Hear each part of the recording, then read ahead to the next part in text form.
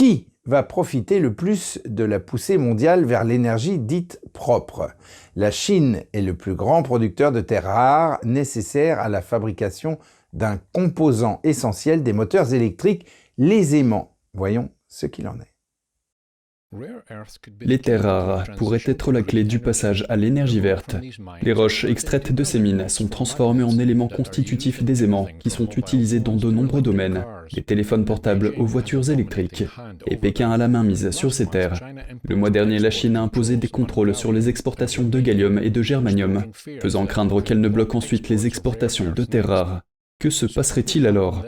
Les experts affirment que la Chine a la main mise sur le groupe clé des 17 métaux nécessaires à la transition vers une énergie propre. De plus, selon l'Agence internationale de l'énergie, la Chine contrôlerait près de 90% de la capacité mondiale de raffinage des terres rares.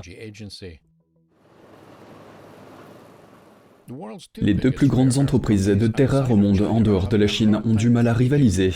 L'entreprise australienne Lynas avait prévu de construire une raffinerie aux États-Unis avec un partenaire basé au Texas. Mais selon certaines sources, le projet a échoué. La société américaine MP avait pour objectif de raffiner ses propres métaux de terres rares en 2020, mais le Covid a frappé.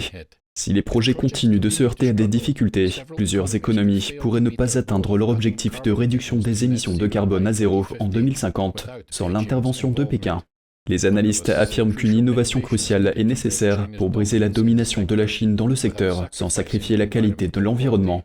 En mai, Tesla a annoncé son intention de fabriquer des aimants pour véhicules électriques sans terres rares, en invoquant les risques pour l'environnement et la santé liés au processus actuel. Plusieurs autres entreprises travaillent sur de nouvelles méthodes de traitement des terres rares, mais des solutions plus propres sont encore loin d'être produites.